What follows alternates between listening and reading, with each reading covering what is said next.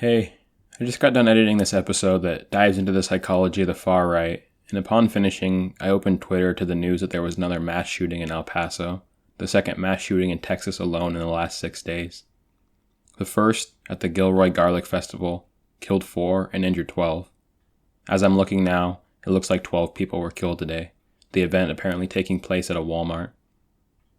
It's not 100% confirmed yet, but it's almost certainly true that the shooter left a manifesto on 8chan this morning. In it, he talked about his hatred for Hispanics. I don't really know what to say about the whole thing except for I hope this episode helps to contextualize what's going on. In addition to my positive suggestions at the end of the episode for how we can build a better world and attack these things at their root cause, in the meantime, it's imperative that we demand that the federal government starts treating this problem for what it is. It's a cliche that the media always calls white men lone wolves. But holy shit, let me tell you, as someone who spent the last month researching this stuff, it's a cliche because it's true. I would be shocked if you didn't find a report about this 21-year-old being a lone wolf who his friend said seemed normal. I can virtually write the stories word for word now.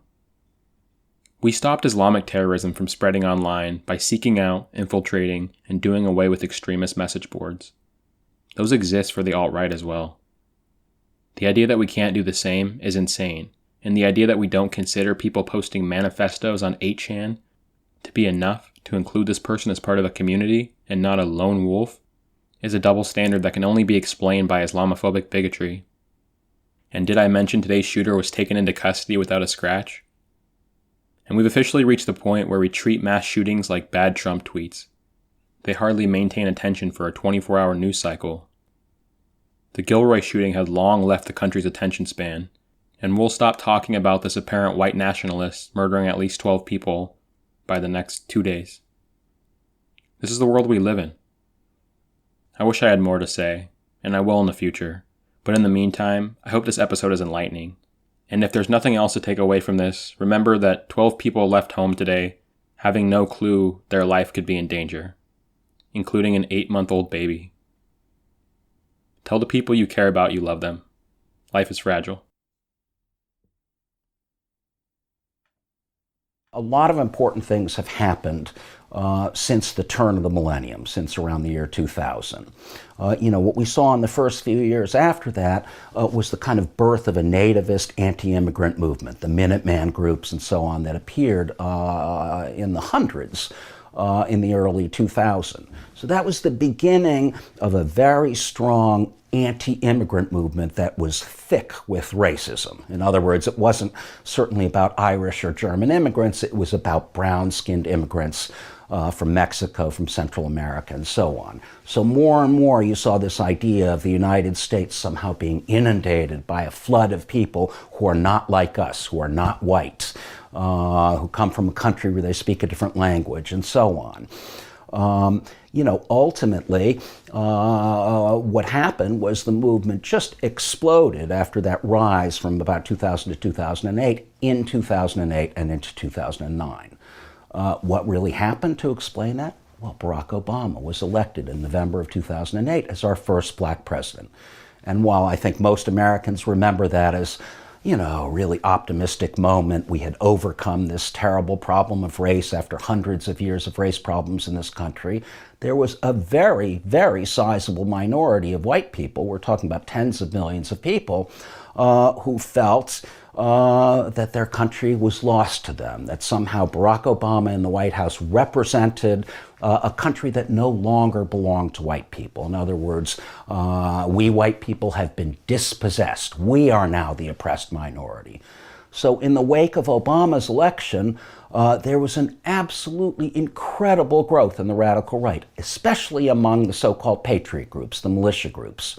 We saw the number of those groups rise from about 150 in 2008 to nearly 1,400 groups in 2012, 4 years later. 800% rise in 4 years. That's quite incredible and I think quite unprecedented, certainly in contemporary history.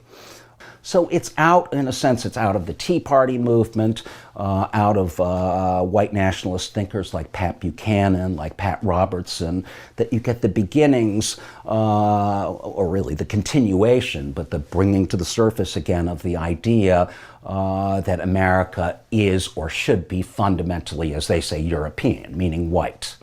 So meanwhile, these ideas are percolating very strongly in Europe, which has even a bigger kind of battle over Muslim immigration in particular than we do in the United States. So the identitarian movement is born in Europe as a movement that is fundamentally anti-Muslim. The idea is European civilization is white people's civilization, Christian civilization, and it's being invaded by the Muslims. So it's presented like the Battle of Tours in 732, right? Charles Martel, threw the Muslims, the so-called Mohammedans back then, out of Europe. Or like 1492, when the Spanish king and queen, Ferdinand and Isabella, expelled the Moors, the Muslims, as well as the Jews, from the Iberian Peninsula. So it's this idea that Europe has to once again fight back against the Muslim invasion that is swamping us and destroying Western civilization, and so on. Well, that idea, that identitarian idea that begins in France and then spreads through Europe, very quickly leaps across the ocean, and that very same year, a racist thinker by the name of Paul Gottfried coins the phrase alternative right. He writes an essay about it, and it is rather quickly picked up by a number of people around the country. One of the most significant, of course, is Stephen Bannon, who winds up being a chief strategic advisor to our president, Donald Trump. Bannon used to run the right-wing website, Breitbart News. And as he said not so long ago, when asked about it, he made Breitbart into the platform for the alternative right. So again, the alternative right was a kind of tricky rebranding of what are essentially Klan-like positions, and in some cases Nazi-like positions, but with a kind of jazzy young people's edge. It's sort of white supremacy for the internet, for the age of memes and tropes and trolling of people and so on. Welcome back to the Millennial-Review, the podcast where we analyze the current political, cultural, and socioeconomic crises we face from the perspective of the most indebted and disenfranchised generation in history. So as I've said in the past, when I write these episodes, I don't have a process outside of the research I do beforehand and the stuff I look up along the way. I have my ideas and my tabs, and I just start writing in a stream of conscience. When I get finished or hit a word count that I know will take me roughly an hour to read, I read the document as is. I don't edit and I don't go back and reread. I like doing it this way because it keeps me more entertained, and it's at least marginally authentic in that I've written these words, but I haven't already read them. My goal is to make it sound less like a script, because this is a politics podcast and not a history podcast.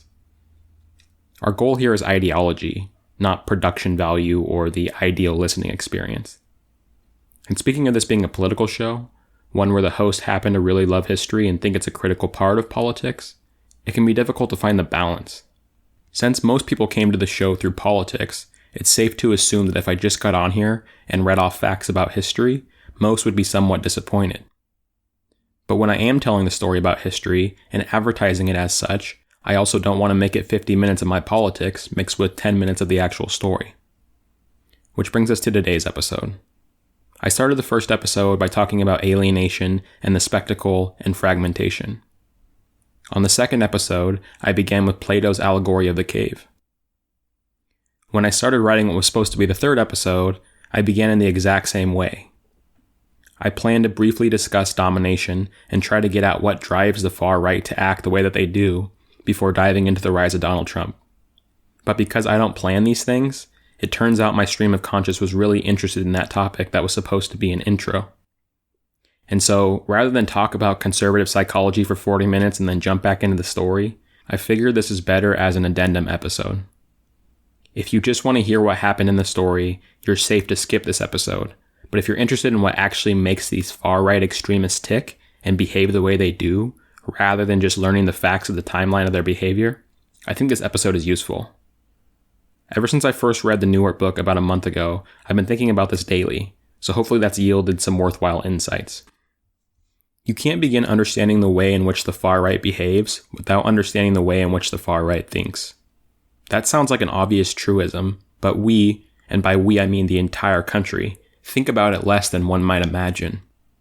And there's a reason for that. If you're on the left, your worldview is based in materialism, and we're often punished as leftists when we stray from a strict materialist framework. It's one of our great flaws. It's why, until we make a change, right-wing ideology is always going to be more compelling than left-wing ideology.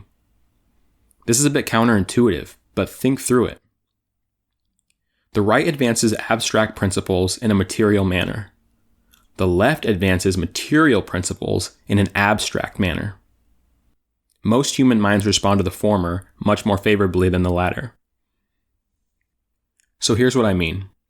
The right is talking about things that are immaterial and in some cases ungraspable, but that is the human experience and something we all feel. So they put forth ideas of honor, tradition, and preservation. There are more people in this country for whom the American flag is a very important principle, imbued with a metaphysical value that you simply cannot take away from them, than those that think the American flag is a piece of cloth with some color stitched into it in a fancy pattern. Even leftists who say the flag is actually a symbol of slavery and colonialism are full of shit. That's a political argument. You don't actually see that when you see the flag. You just see cloth. It's not how our minds work. So the right takes these abstractions and makes them material, makes the sanctity of marriage and conception and flag and nation into something that is as real as anything else. The left, on the other hand, takes a very obvious material relationship, like a relationship between an employee and an employer, or a seller and a consumer, and makes it an abstraction. We call it exploitation, but exploitation is not a technical term. It's a value judgment, and a very murky one at that. At what point in the wage relationship does the employer start exploiting you? Is it when they take $1 of extra profit? $10? Is it dependent on what's being produced? And the problem here is that if you stick to a very strict definition of workers owning the means of production, then even profiting a penny is exploitation. If that's your worldview, fine, but how many people do you think agree with that view? You could justify that argument by saying that there should be no bosses to organize production at all, but that would be even less popular and more poorly received by the average individual. Point being, I think the left fails to explore the thought process of the right because we're too materialist. There are factions that push back against this, like liberation theologists and folks who advocate for meditative practices, but they are shunned in the mainstream left immediately. And then in the center, which for purposes of this conversation we'll just call liberals, not like US political system liberals or UK Lib Dems, but liberals in the sense of those who have the values of the Enlightenment. There's actually a lot of ways liberal analysis falls short, but the primary reason that liberals don't engage with how far-right reactionaries think is that in an individualist framework, you have to assume that every broadly neurotypical person has the ability to reason. This is part of why liberalism is fading, because its philosophical foundation has been pretty thoroughly undermined by science. Human brains are not rational. They do not change all that much after early childhood, and the right-wing brain less so than the left-wing brain for reasons I'm about to get into. Accepting that and then still advocating for liberalism is a tough sell. Liberalism asks a lot of the individual. And then finally, conservatives don't probe into the thinking of the extremist right because it reveals close associations that they aren't comfortable with. One thing that Jordan Peterson always says, which I actually think is a fair point, though of course the conclusions he then draws are silly, is that it's very clear when the right goes too far, but it's not clear when the left does. But what the psychology tells us is an inversion of that, which says that neurophysiologically, which is just a technical way of saying the physical makeup of the brain as best as we can measure it, the difference between basic conservatism and extreme nationalism isn't all that clear. So to sum up, there's no one that seems particularly interested in figuring out where right-wing fundamentalism comes from in terms of thought process. Conservatives don't want to kick the hornet's nest and reveal uncomfortable connections between them and the extremists. Liberals can't accept the results, and the left thinks it's all immaterial.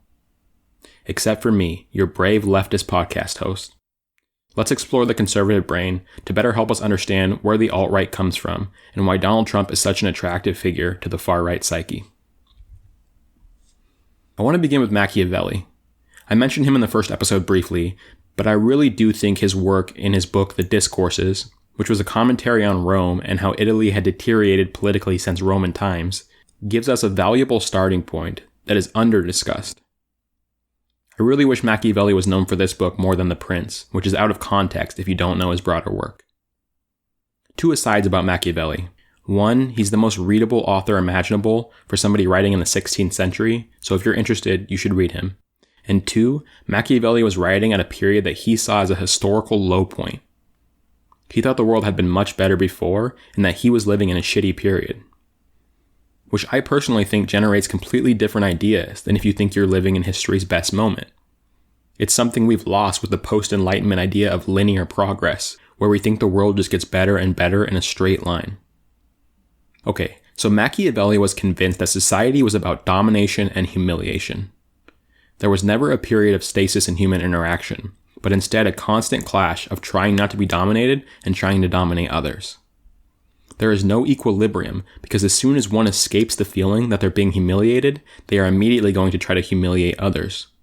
And this wasn't just a social phenomenon that Machiavelli observed, but he actually believed it was the way in which society was changed and transformed. This wasn't just about interpersonal relationships, though it was that too, but because society is built on this function, it's going to scale. So the desire for domination of others and non-domination of self is also how we relate to governments. This is very much proto-Marxism, but instead of engaging in economics, he was engaging in social psychology. I mean this quite literally. Machiavelli lays out potential government structures at the beginning of the book. Of them, he says, quote, 3 are very bad and 3 are very good in themselves, but easily become corrupt, end quote. I won't explain how he describes them in detail, but he says the 3 good forms are principality, aristocracy, and democracy. All have a bad form. Principality can become tyranny. Aristocracy can become oligarchy. And democracy can become anarchy. So what he argues is that government structures are impermanent, and countries are constantly changing forms of government and going from the good form to the bad form and back again, and that this process is a result of class struggle, a term he literally uses. This was before the emergence of widespread capitalism, so he's not talking about economic relations, but social ones. And the reason why countries are in constant flux boils down to the fact the population and the ruling class have this push and pull between non-domination of self and domination of others. How bad it feels for us to be humiliated, and how good it feels to humiliate others. I don't think Machiavelli's analysis is perfect, but I think it's an incredibly useful heuristic to understand modern politics and the rise of the far right. There are a surprising number of my comrades on the left who really think this all falls under the umbrella of capitalism, and I think they're missing something. Just like the left misses something when we try to appeal to people's anxieties and metaphysical needs with a materialist framework. It's why I think Machiavelli and pre-capitalist political philosophy can be very useful, because we escape the strict purview of wage relations and get into different forms of hierarchy. By the way, this is the point I knew this was going to be a standalone episode. So then the next question, after you engage with Machiavelli, is to ask how we can apply him today. I think we can take solely the words he wrote and apply them first. For example, I don't know that you can explain some of the outrageous greed we see today under a purely Marxist framework. You can understand why corporations want to maximize profit, because that's their literal purpose for existence, but humans are different. We are experiencing, conscious beings. When the Supreme Court said that corporations are people, all of us were horrified by the idea of money flooding into our political system, but the proposition there runs much deeper. If corporations are people, we need an entire new idea of what it means to be a human. If you really dive into the implications, it overrides the entire history of philosophy. Luckily for us, it's utter nonsense and purely a relativistic fiction of the American judicial system. See, as I have discussed multiple times, a corporation is incapable of thinking long-term. It cannot sacrifice now for gain in the future. It's one of the fundamental contradictions of capitalism and the reason markets can't solve the climate crisis. But humans can think long-term. We can give up momentary bliss for the future. It's why we're still here as a species. It's one of the fundamental reasons for religious and secular moral systems. So we have a question. Why do the obscenely wealthy continue to squeeze every single penny out of the economy at the expense of long-term sustainability? These are intelligent people, at least some of them. They've read history and know what happens in times of massive inequality. But they just won't stop, to the point that it seems like they can't stop. Obviously, philanthropy is not the answer here, but even if it was, there are actually very few philanthropists among billionaires.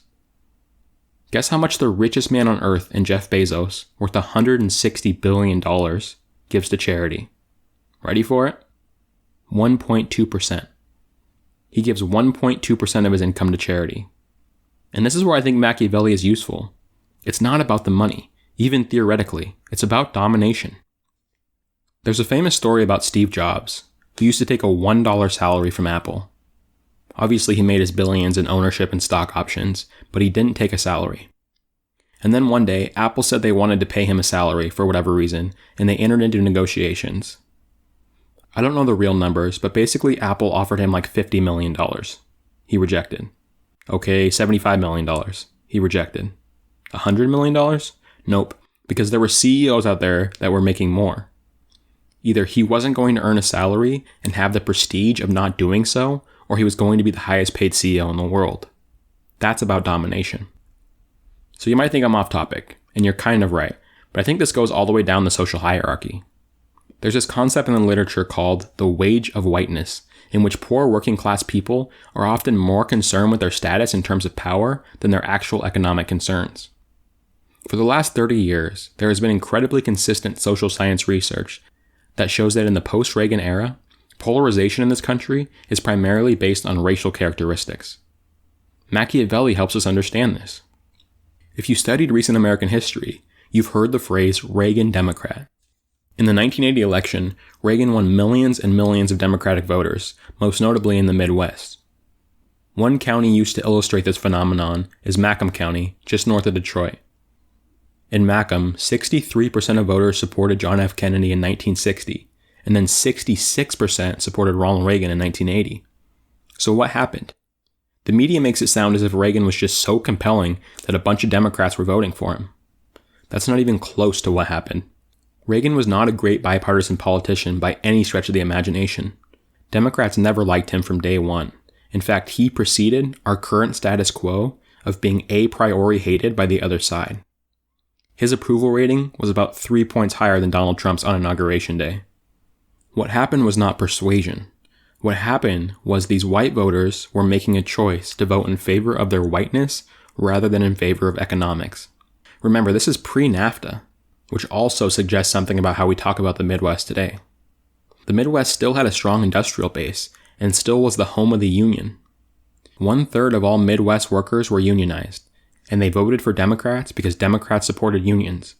And not only did Republicans not support unions, but Ronald Reagan was actively campaigning against them. In 1981, Ronald Reagan came to office under the slogan, "It's morning in America."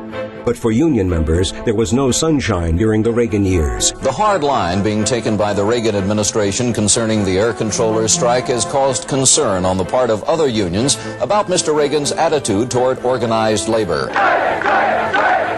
On August 5th, 1981, the president fired over 11,000 air traffic controllers by using a little-known law that allowed employers to use permanent replacement workers. This is a blatant case of union busting, failure to keep promises, and going after a union to destroy them. This sent a signal everywhere that union busting was okay. In response to the administration's decidedly anti-union agenda, the AFL-CIO organized Solidarity Day in 1981. Solidarity Day. A day that gave America a new start with new hope and new determination. A day that showed America's compassion, its strength, and its purpose. In 1980, Reagan returned for a new presidential campaign. He was still calling for welfare reform, but now he was doing so as part of a much broader message. He talked of states' rights and of returning America to a better bygone era. While his message had a powerful appeal, to many African Americans, it seemed like a thinly veiled attack on the progress made since the Civil Rights Movement. he runs on this campaign that's like, listen, we're going to actually make America great again. And then implicitly in that is the idea that making America great means we basically have to kind of put black people in their place. We are taking our country back. We're making it great again. Reagan was setting that tone, and black folk were saying, anytime white elites talking about taking their country back, you know what they mean. They coming at us with intensity. Reagan made good on his campaign promises by rolling back social programs and making significant spending cuts. His policies had immense consequences for America's already struggling inner cities, as the lack of federal support made the job of black civic leaders all but impossible. Many of the cities where blacks have become mayors and so forth are nothing but garbage cans. Hell, who wants to be the mayor anyway of a garbage can? A great deal of the misery that black America is confronted with today has been exacerbated during the past couple of years with the cuts in basic survival programs that poor people and disadvantaged people have come to depend upon. Ronald Reagan was bad news for black America. Go back to Hollywood. We don't want you. Ronald Reagan was a symbol of the repudiation of all of the progress that we had made, and not only the economic and political progress, but the kind of spiritual and symbolic progress. By the end of Reagan's presidency, the Midwest unionization rate went from 1/3 to less than 1/5. So when I talk about the wages of whiteness, this is it. There are more factors involved, and you can't get into the brain of each individual voter, but this is just a cut and dry example of people who were at least broadly aware of the consequences, taking at the very least a huge financial risk to their own paycheck and ability to feed their family, because Reagan was talking about welfare queens and the Democrats were incorporating too many black people. Union politics were as salient as they had ever been, but these Democrats decided to abandon their party and their potential paycheck to secure the wages of whiteness. This makes more sense under Machiavelli than it does under Marx. But let's go further. Let's incorporate Machiavelli's philosophy of domination and humiliation with actual science. I'm a pretty big reader of evolutionary psychology and neuroscience, so there's a bunch of subsequent variations and complexities we could get bogged down in, but I think it suffices for this conversation to use Jonathan Haidt's work on moral foundations theory. If that sounded complex in any way, don't worry or tune out. It's very straightforward. Haidt recognizes 5 moral foundations on which to score liberals and conservatives to understand what they believe and why, and in fact what motivates them. I don't know how you, dear listener, think about the left versus right divide, but it's really very useful to analyze it in this way. I read Haidt's work all the way back in 2015, and I've never thought about people's politics and how they come to have them in the same way thereafter. I don't know if his work will do the same for you, but I would at least encourage you to try to build some framework by which you can group political ideologies in a solid and empirical way beyond just what they believe. Because when you don't do this, you're left with an uncollected group of impressions of individual behavior that can leave you with a really distorted view of the world. This kind of thinking is the exact reason why people think the US political spectrum is all that exists, i.e. that Bernie Sanders is the leftmost possible politician, and that the centrist position is someone like John Kasich or Joe Lieberman, who are in fact pretty substantially to the right, based on both a comparative analysis of the rest of the world and an empirical analysis like the one Haidt gives. So here's a synopsis of Haidt's work.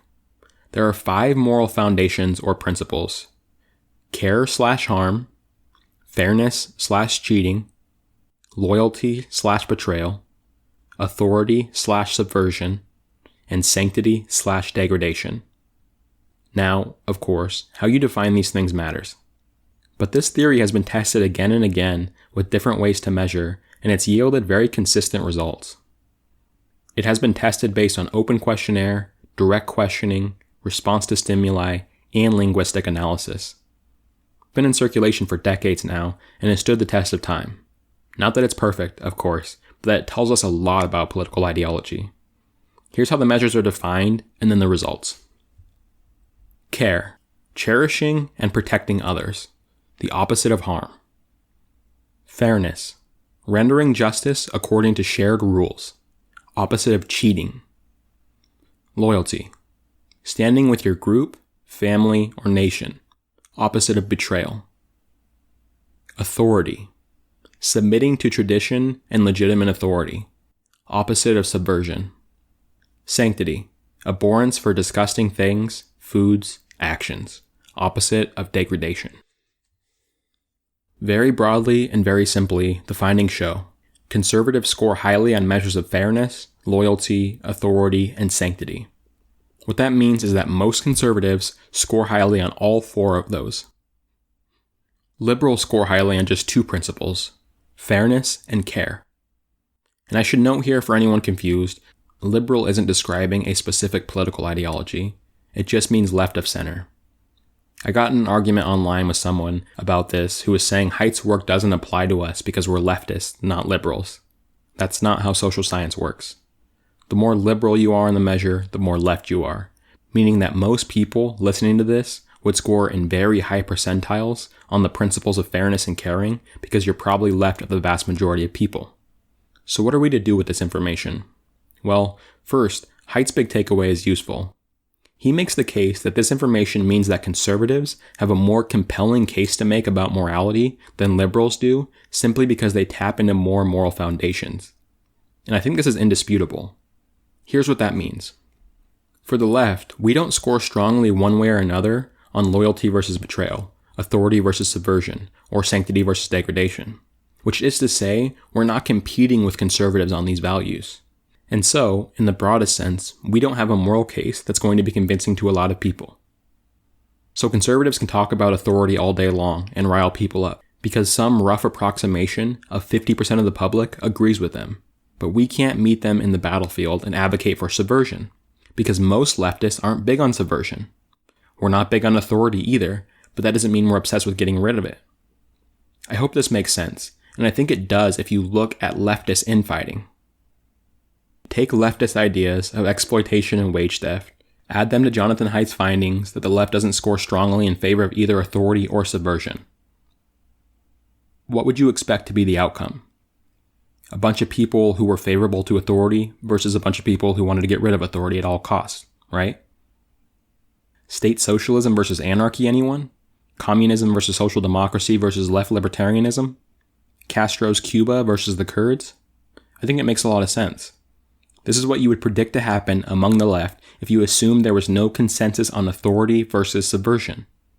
And by the way, I'm talking about a minority when I pit state socialists versus anarchists. I'm talking about 1, the fraction of left of center people who are actually leftists rather than centrists or progressives, and 2, the people at the polls who do happen to have a moral attachment to authority or one to subversion. The median leftist is somewhere in the middle, and I'd say I'm one of them. If you told me a score of 5 is purely centralized power and a score of -5 is perfect anarchy with a completely flattened hierarchy, I'd probably place myself at a -1 or a -2.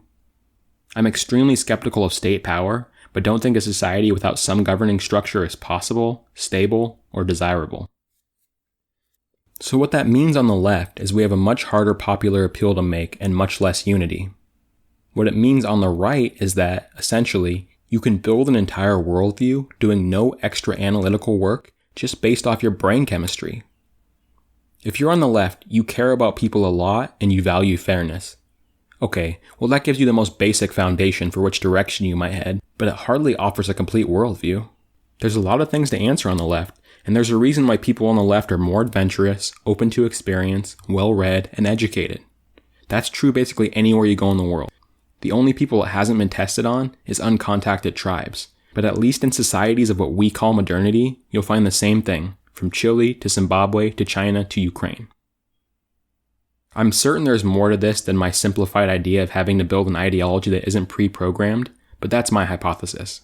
Conservatives don't have this problem. Think about what it means to have what Haidt and others suggest you have as moral foundations. You have the fairness principle, and here I think there's good reason to believe we need a theory of power and propaganda by the elite, because the research shows fairness is equally shared between the left and the right, but obviously we don't share a value here in practice, and I would say that's because it intersects with conservatives' respect for authority. In a capitalist system, these two are in conflict, right? And it sure seems like the capitalist ruling class has spent virtually the entire time since it came into existence justifying that hierarchy. So it's not that conservatives don't or stopped believing in fairness, but rather that their moral principle has been distorted into thinking fairness is a kind of meritocracy. Now, of course, meritocracy is a massive distortion of fairness, as we on the left know, because it says that if you are born without a certain set of skills, you are doomed to languish at the bottom of society. But if you also think that hierarchy is a virtue, it's not that hard to see how you can advocate for meritocracy and think you're promoting fairness as a conservative. So it begins there. Conservatives believe in fairness and promoting a society in which the most deserving get their due. Next, they believe in loyalty. You should be loyal first to the family, and then to the community, and then to the country. That's a pretty huge foundation, which answers a ton of questions about how to organize the world in which we live, right? Next is authority. And remember how this was defined. Submitting to tradition and legitimate authority. Well, that answers even more questions about the society in which you want to live. Make sure things don't change too quickly, and that we preserve our heritage and our past as things that are in and of themselves good. I had a pastor in my hometown who was very well respected and prolific, and even debated Christopher Hitchens on live TV. He has written extensively, and remember, I said he's well respected, about how the best time for black people in this country was under slavery because they had all their needs taken care of and had loving relationships with their masters because your average slave actually wasn't beaten often. Most were well behaved, and because they loved and respected their masters, it was a familial relationship. That's only a belief you could possibly hold if you thought that tradition was a moral good in and of itself. And the only reason why your median American thinks such views are gross today is because it's been so long that it's not a tradition we recognize. W.E.B. Du Bois was writing in response to, actually, slavery was dope for the slaves arguments all the way up until he died in 1963. And then finally we have sanctity. We want a society that's clean and pure, that abides by principles and sets up a system to make sure to dissuade those who aren't.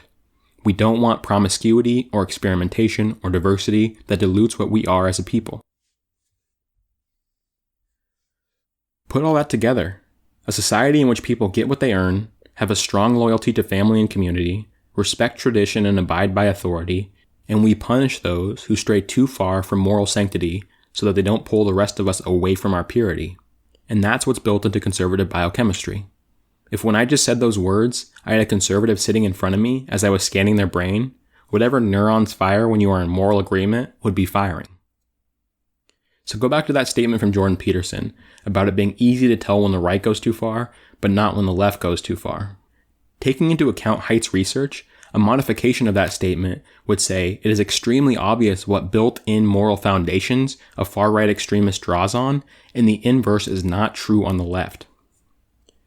Think about it. What is a leftist who wants to kill landlords and put bankers in guillotines drawing on? The care principle? The fairness principle? Maybe, but it seems unlikely that those principles could be so strongly felt that it led to murderous behavior. In fact, it would seem that the Occam's razor explanation for the landlord killing leftists would be that person happened to be an abnormality in terms of scoring extremely high on subversion and degradation, which the vast majority of people on the left don't. Do you get what I mean? They would need to not only have extraordinarily strong feelings about care and fairness, but an extremely deeply felt moral intuition that authority needed to be destroyed.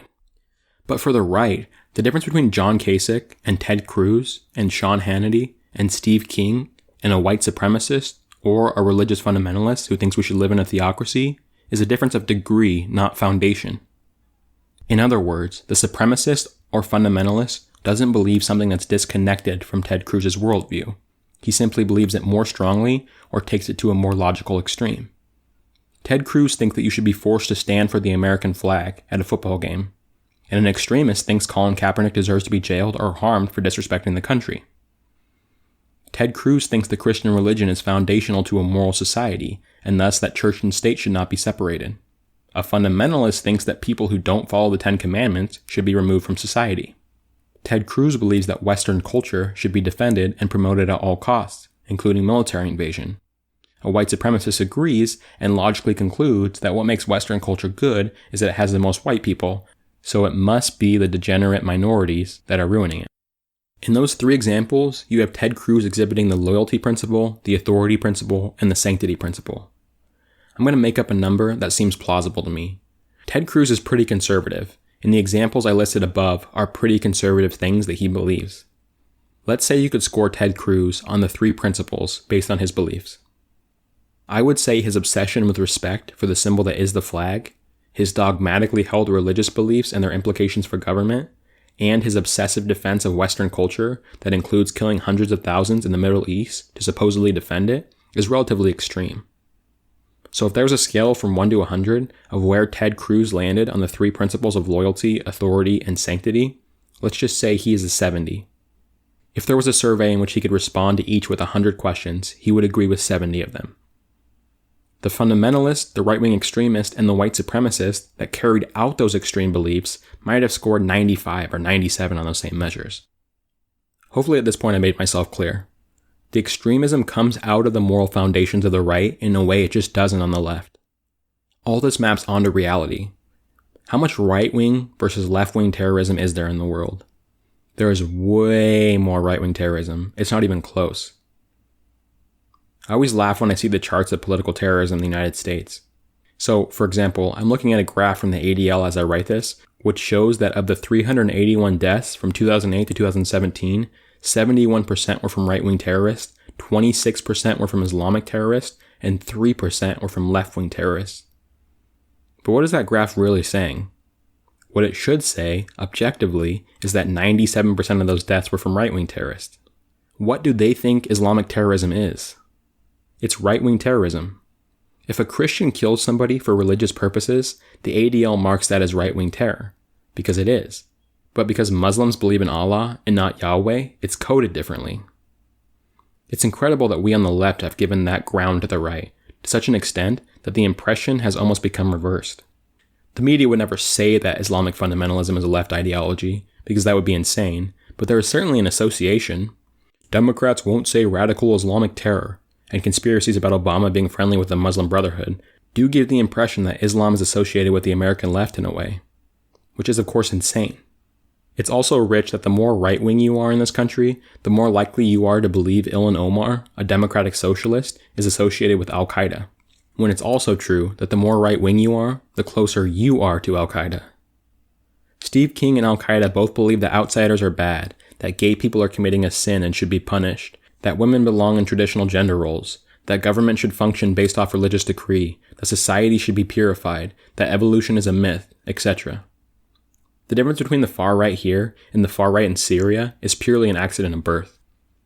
Let's go back to the theory of humiliation and also bring in the military. Remember when I noted just how many of these right-wing terrorists were ex-military?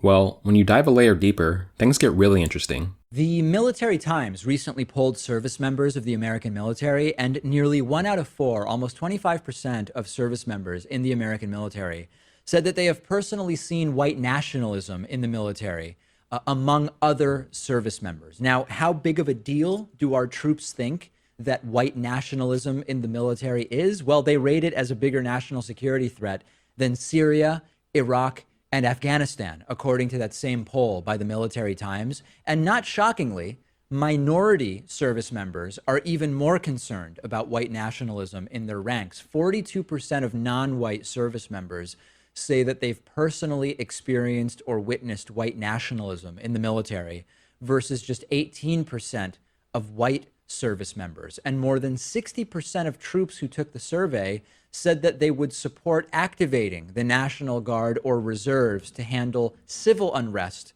arising from white nationalist activities. Charlottesville, Virginia, that event a few months ago, was one that came up. So this tells us a couple things, right? Number one, this tells us that while white nationalism doesn't seem to be a predominant ideology in the military, it's widespread enough that 1 out of 4 of our service members have personally witnessed it. So those numbers are concerning already. Now, I know there are some people who will hear that. They'll say, David, 25% really isn't that high.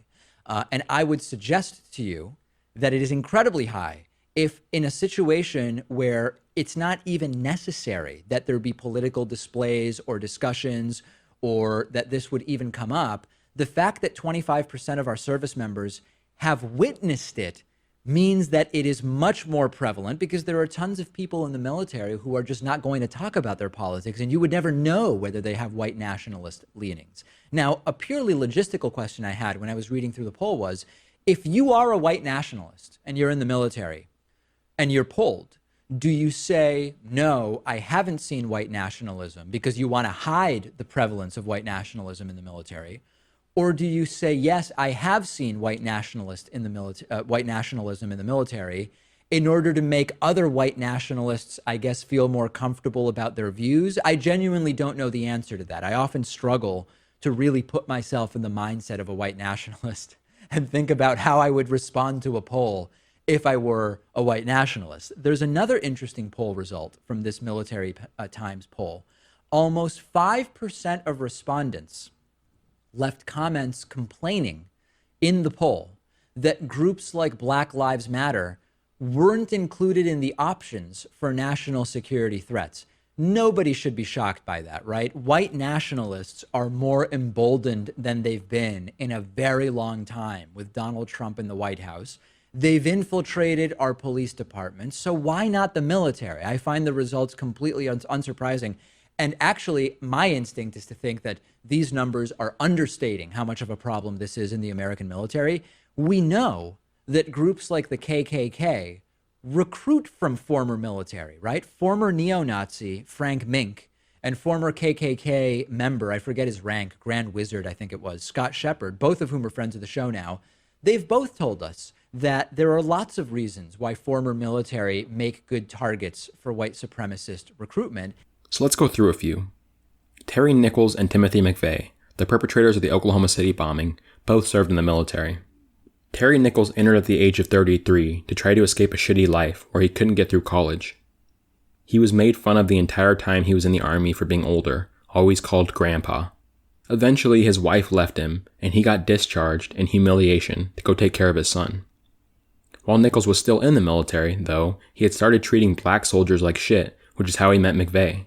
Mcveigh had also faced embarrassment in the military, being reprimanded a lot early on, so he worked hard to climb the ranks so he could treat black soldiers like shit.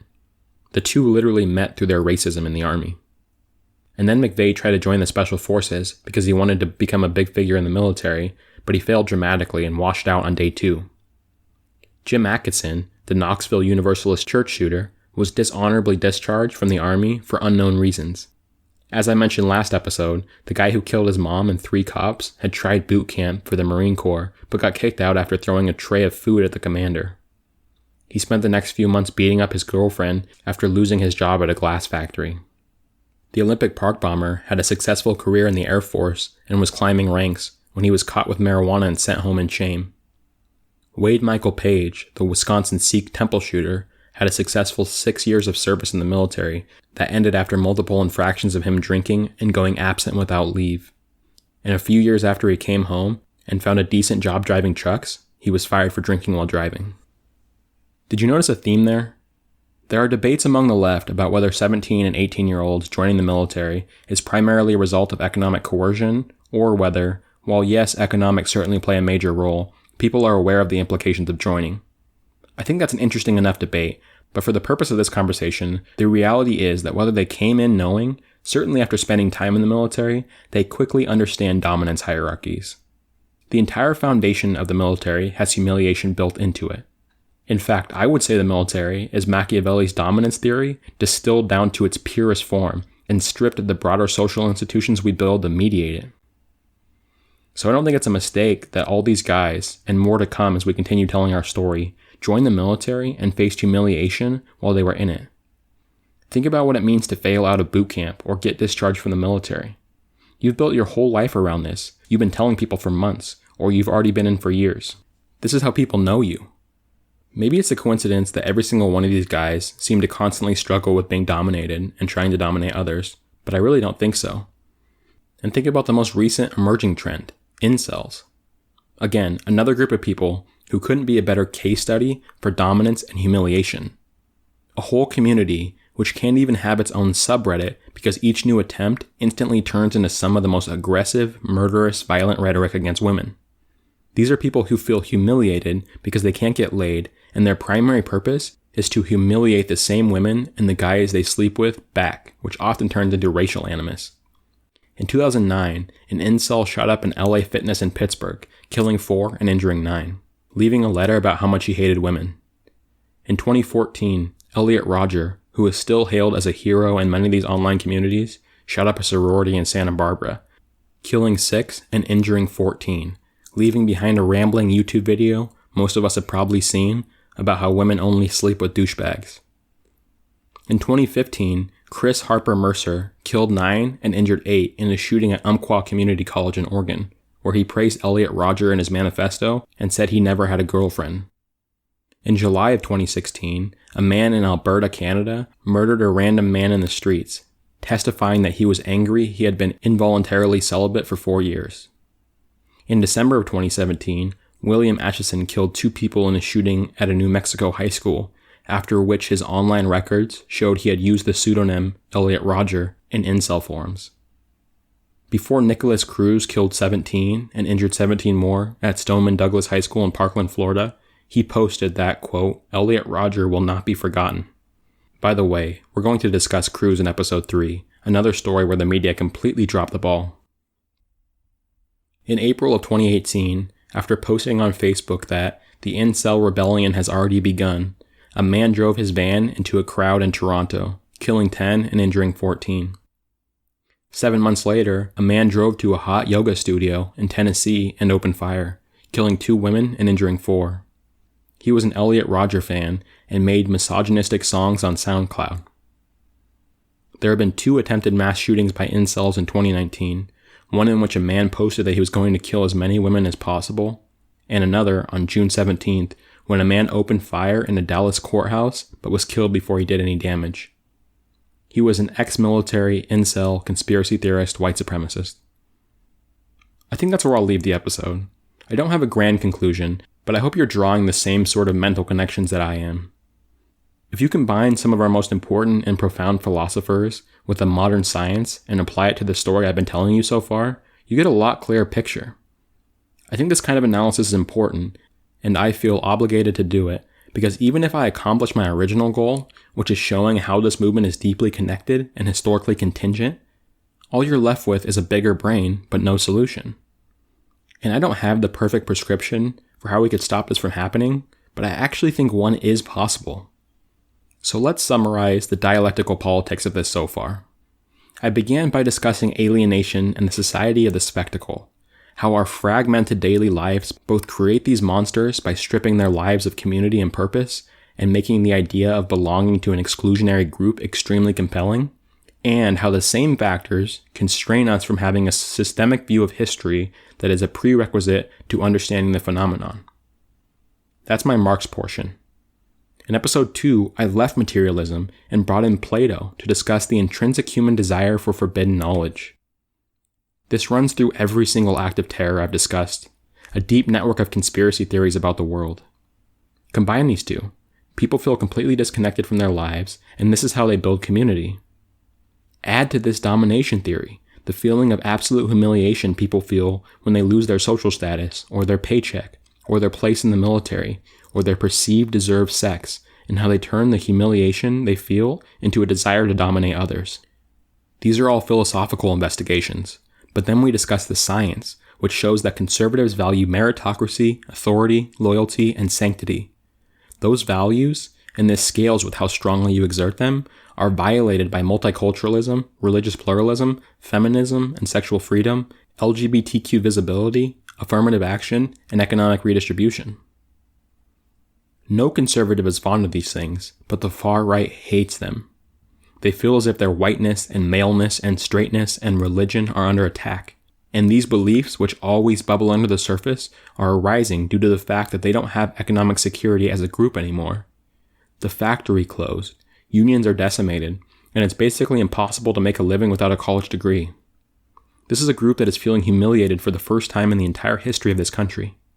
And there's no clear person for them to dominate in return, especially for incels who can't engage in the time-tested practice of men taking out their anger and humiliation on women. Further, there's not a built-in racial hierarchy anymore. MLK died in 1968. This was like yesterday, and it took years for even the semblance of social equality to form. This is a brand new phenomenon. Now, not only is a black man no longer afraid of you physically when you walk past him on the street, but he might have nicer things than you. He might make double your salary. He could be your manager at work. This is humiliation, and it's humiliation in the form we've never seen before. Black people and immigrants and women know and have always known humiliation. It's inherited through stories and lessons. Expectations are low, and you've built the humiliation into your daily routine. If you're a woman listening to this, you have multiple routines worked out for how to avoid sexual violence and ignore catcalls and say no to a man trying to drive you home. This doesn't even really stress you out unless it's particularly egregious. It's built into your behavior. It's like looking before you cross the street. If you're black and listening to this, you spend a lot of time being a good representative of your race. You open doors extra long for strangers, smile at cashiers, and make sure you give the person walking in front of you a good 20 feet of distance if you're walking around at night. It's just built in. Things are different when a dominant group has to deal with humiliation. If you don't believe me, look up South Africa post-apartheid.